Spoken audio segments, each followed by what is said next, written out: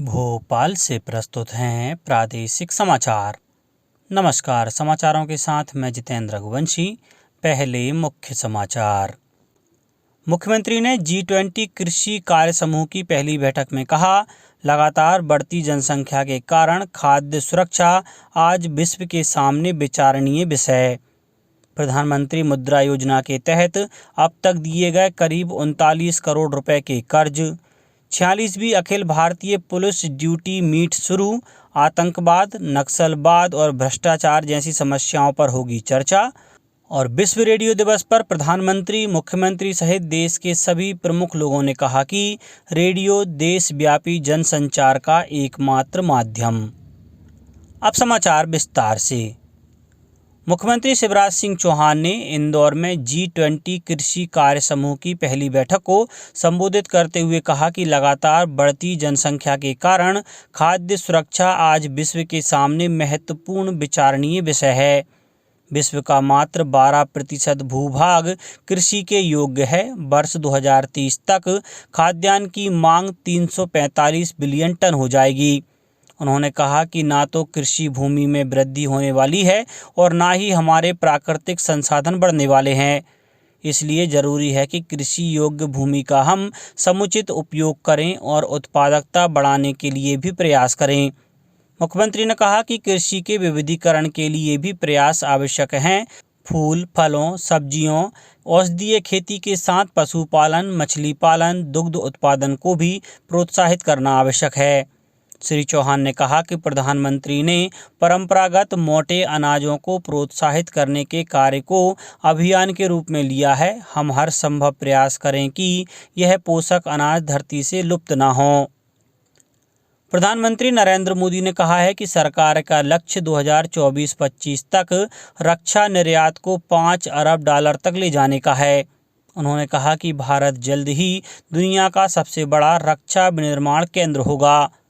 कल सुबह कर्नाटक के बेंगलुरु में एरो इंडिया 2023 के उद्घाटन समारोह को संबोधित करते हुए श्री मोदी ने कहा कि देश आज नई ऊंचाइयों को छू रहा है और एरो इंडिया 2023 इसका एक प्रमुख उदाहरण है।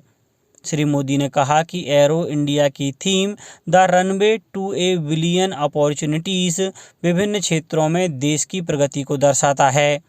रक्षा मंत्री राजनाथ सिंह ने कहा कि प्रधानमंत्री के कुशल नेतृत्व में भारत हर क्षेत्र में अग्रणी बनकर उभर रहा है। उन्होंने कहा कि एरो इंडिया ने रक्षा क्षेत्र को एक नई ताकत प्रदान की है।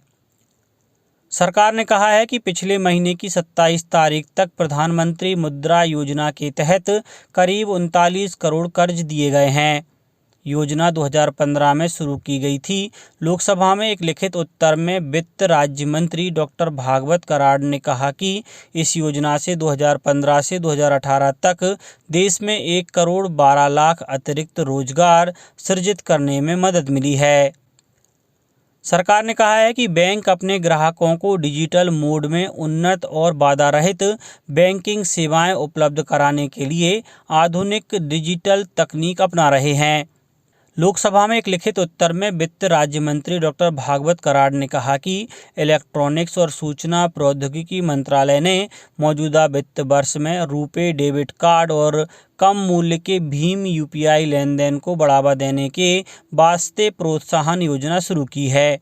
उन्होंने बताया कि पिछले 4 वर्ष में डिजिटल भुगतान में 200% से अधिक की वृद्धि हुई है। उन्होंने बताया कि वर्ष 2021-22 में 7,000 करोड़ रुपए से ज़्यादा का डिजिटल लेन देन हुआ, जबकि वर्ष 2018-19 में यह लेन देन 2,000 करोड़ रुपए से ज़्यादा का था। सरकार ने कहा है कि देश में जीवन, स्वास्थ्य और आम बीमा की वर्तमान व्यवस्था को चुस्त दुरुस्त करने के लिए उसने बीमा सुगम पोर्टल स्थापित करने की योजना है। लोकसभा में एक प्रश्न के उत्तर में वित्त मंत्री निर्मला सीतारमण ने कहा कि भारतीय बीमा नियामक और भारतीय विकास प्राधिकरण ने सूचित किया है कि यह पोर्टल बीमा बाजार उन्मुक्त आधारभूत है। नगरीय विकास एवं आवास मंत्री भूपेंद्र सिंह ने 66वीं Akhil Bharatiya police duty meet 2022-23 का शुभारंभ किया। मीट में विभिन्न प्रदेशों के 24 दल शामिल हो रहे हैं। इस अवसर पर श्री सिंह ने कहा कि मीट में आतंकवाद, नक्सलवाद और भ्रष्टाचार जैसी समस्याओं के खिलाफ कार्रवाई के तरीकों को एक दूसरे के साथ साझा किए जाने से इन समस्याओं पर प्रभावी कार्रवाई करने में पुलिस को मदद मिलेगी।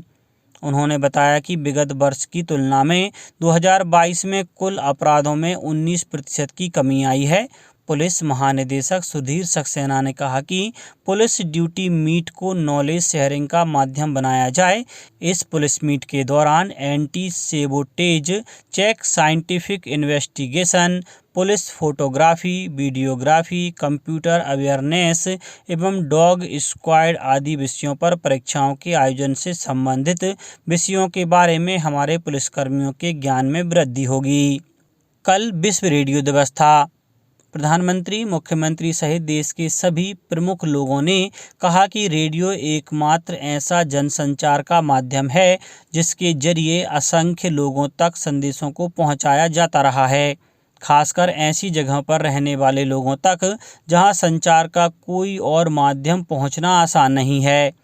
मुख्यमंत्री शिवराज सिंह ने ट्वीट के माध्यम से रेडियो दिवस पर शुभकामनाएं देते हुए अपने संदेश में कहा, रेडियो केवल संचार का माध्यम नहीं है बल्कि इससे एक अनूठा रिश्ता, प्रेम, अनुराग, यादों का है।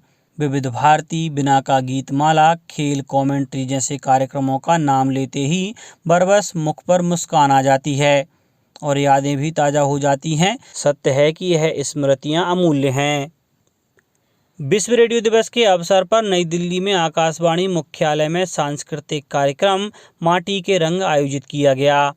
प्रख्यात राजस्थानी लोक गायिका सीमा मिश्रा और उनके साथियों ने अपनी भावपूर्ण प्रस्तुति से लोगों को मंत्रमुग्ध कर दिया। समारोह से अलग सूचना और प्रसारण मंत्रालय के तत्वाधान में प्रकाशन विभाग ने विभिन्न विधाओं में अपनी पुस्तकों की प्रदर्शनी लगाई।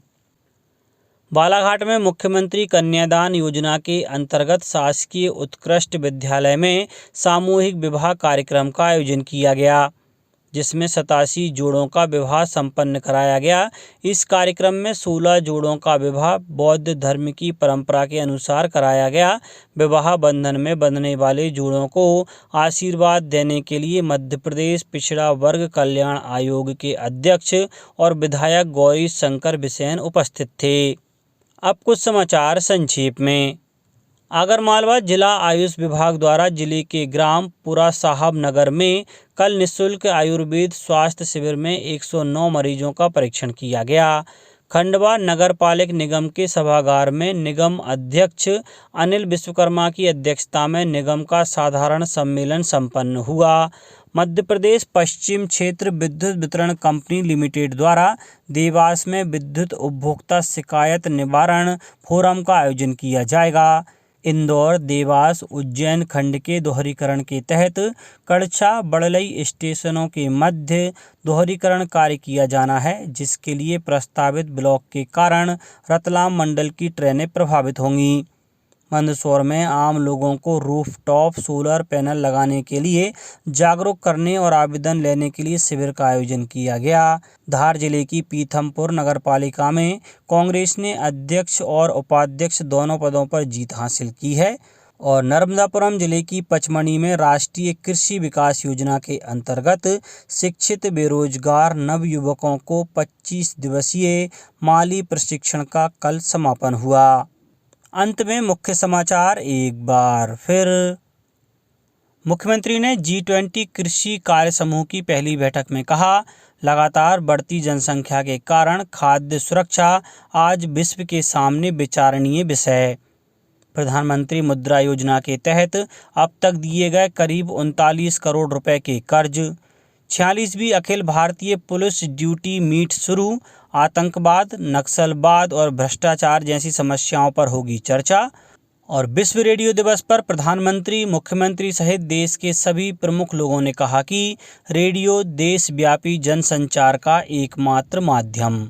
इस बुलेटिन में इतना ही। घर पर रहिए, सुरक्षित रहिए और सुनते रहिए प्रादेशिक समाचार। नमस्कार।